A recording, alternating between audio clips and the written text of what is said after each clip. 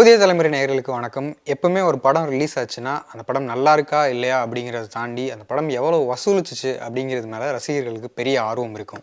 அந்த வகையில் இந்த வருஷம் பயங்கரமாக கலெக்ட் பண்ண இந்திய படங்கள் எதெல்லாம் அப்படிங்கிறத பார்க்க போகிறோம். அதில் டாப் 10 எது அப்படிங்கிறதையும் பார்க்க போகிறோம். அந்த டாப் 10 போகிறதுக்கு முன்னாடி ஐஎம்டிபியில் ஒரு யூசர் 10 கோடிக்கு அதிகமாக கலெக்ட் பண்ண இந்திய படங்களில் 100 படங்களை பட்டியலிட்டு இருந்தார்.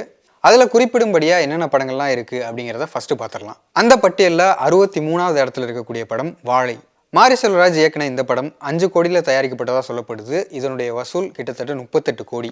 ஒரு பிளாக் பஸ்டர் படமாகவே அமைஞ்சிருக்கு. 59வது இடத்துல இருக்கிற படம் லப்பர் பந்து. 10 கோடி செலவில் எடுக்கப்பட்டதாக சொல்லப்படுற இந்த படம் 45 கோடி வரைக்கும் கலெக்ட் பண்ணியிருக்கு. 22வது இடத்துல இருக்கக்கூடிய படம் கிரீஷ் டைரக்ட் பண்ண மலையாள படமான பிரேமலு. 10 கோடி செலவில் எடுக்கப்பட்ட இந்த படம் 136 கோடி வசூல் பண்ணி ஆல் டைம் பிளாக் பஸ்டராக அமைஞ்சது. 12வது இடத்துல இருக்கக்கூடிய படமும் ஒரு மலையாள படம் தான், மஞ்சுமல் பாய்ஸ். சிதம்பரம் டைரக்ட் பண்ண இந்த படம் 15 கோடி செலவில் எடுக்கப்பட்டு 241 கோடி வசூல் பண்ணியிருக்கு. All time black Bastar. இப்போ அந்த லிஸ்ட்ல இந்திய படங்கள்ல அதிகம் வசூலிச்ச டாப் 10 பட்டியலுக்கு போகலாம்.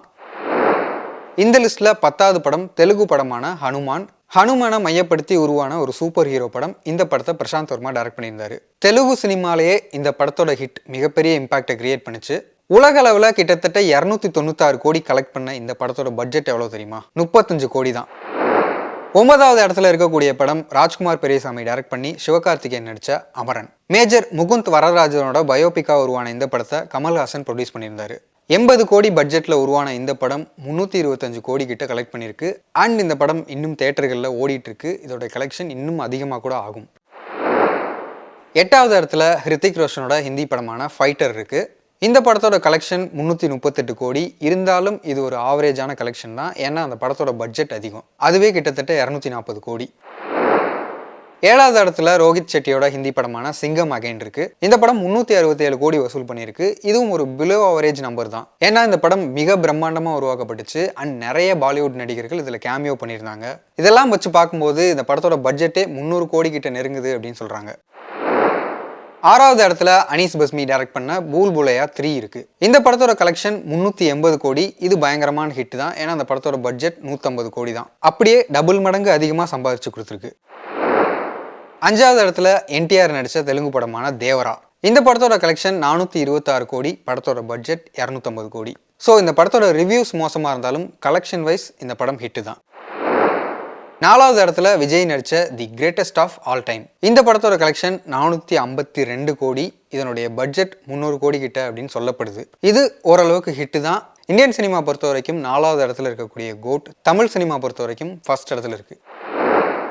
3வது இடத்துல இருக்கக்கூடிய படம் ராஜ்குமார் ராவ் நடிச்ச ஹிந்தி படமான ஸ்திரீ 2. இந்த படத்தோட பட்ஜெட் கிட்டத்தட்ட 105 கோடி தான். ஆனால் இதனுடைய கலெக்ஷன் 852 கோடி. இந்த பட்ஜெட்ல தயாரான படம் இவ்வளவு கலெக்ட் பண்றதுன்றது மிகப்பெரிய விஷயம். ஆல் டைம் பிளாக் பஸ்டர் இந்த படம். 2வது இடத்துல இருக்கக்கூடிய படம் நாக் அஸ்வின் டைரக்ஷன்ல பிரபாஸ் நடிச்ச தெலுங்கு படமான கல்கி. 450 கோடி பட்ஜெட்ல உருவான இந்த படம் 1060 கோடி கலெக்ட் பண்ணியிருக்கு. நிச்சயமா இது ஒரு பிளாக் பஸ்டர் படம். வேர்ல்டு வைடு கலெக்ஷன்ல ஃபர்ஸ்ட் இடத்துல இருக்கக்கூடிய இந்தியன் சினிமா லேட்டஸ்டா ரிலீஸ் ஆன புஷ்பா 2. சுகுமார் டைரக்ஷன்ல அல்லு அர்ஜுன் நடிச்ச தெலுங்கு படமான இதோடைய பட்ஜெட் 400 கோடி. ரிலீஸ் ஆன 6 நாட்கள்ல 1000 கோடி வசூல் அப்படிங்கிறத அதிகாரப்பூர்வமாகவே அறிவிச்சிருந்தாங்க. இப்போதைய கணக்குப்படி 1070 கோடியை தாண்டி இருக்கு.